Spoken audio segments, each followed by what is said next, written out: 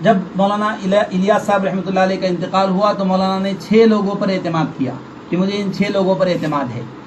ان 6 لوگوں میں ایک مولانا احتشام الحسن کاندھلوی رحمۃ اللہ علیہ، جن کا نام یہ مجمع سارا جانتا ہے. مسلمانوں کی موجودہ پستی کا واحد راج انہی کی کتاب ہے. مولانا انعام الحسن رحمۃ اللہ علیہ نے اس کو نصاب میں داخل کیا اور وہ چل رہی ہے پوری دنیا میں. اتنا بڑا پہاڑ آدمی مولانا الیاس صاحب رحمۃ اللہ علیہ نے ان پر اعتماد کیا تھا کہ میرے انتقال کے بعد ان 6 میں سے جسے چاہو امیر بنا لو. اس میں ایک مولانا احتشام الحسن کاندھلوی بھی تھے. حضرت کے انتقال کے بعد مولانا مخالف اختلاف میں آ گئے کہ یوسف کو امیر کیوں بنایا گیا، یوسف کو امیر کیوں بنایا گیا، اور دیگر بہت سے اختلافات ان کے ذہن میں تھے. مولانا الیاس صاحب کے انتقال کے بعد یہ اختلافات ہوئے. مولانا الیاس صاحب رحمۃ اللہ علیہ نے اکابر علماء سے کہا کہ ان 6 میں سے جسے چاہو آپ امیر منتخب کر لو.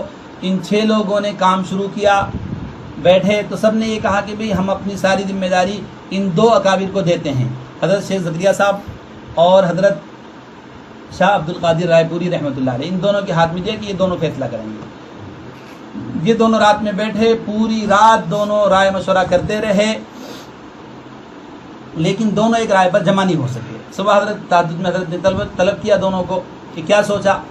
تو حضرت شیخ زکریا صاحب رحمۃ اللہ علیہ نے فرمایا کہ پوری رات ہم نے سوچا، میری رائے حافظ مقبول حسن صاحب کے بارے میں بنی ہے اور شاہ عبد القادر صاحب رائے پوری کی رائے یوسف کے بارے میں بنی ہے.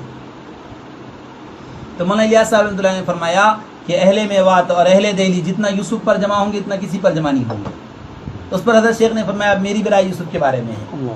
تو کہا کہ جب آپ لوگوں کو یوسف پر اعتماد ہے تو پھر یوسف کو ذمہ داری دے دی جائے. تو اس فیصلے پر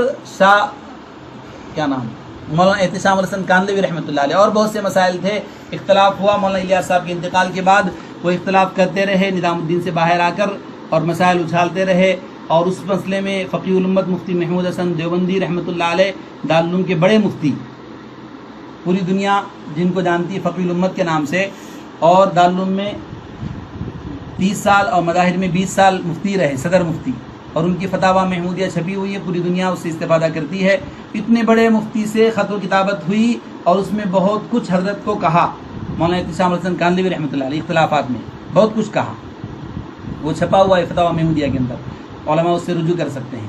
پھر قاری طیب صاحب رحمۃ اللہ علیہ سے خط و کتابت ہوئی اس مسئلے میں. قاری طیب صاحب کو بھی بہت کچھ حضرت نے الٹا سیدھا کہا، اور ان حضرات نے کہا ان کی حالت پہ چھوڑ دو، اور وہ اختلاف کرتے رہے اور اسی اختلاف کی حالت میں دنیا سے چلے گئے.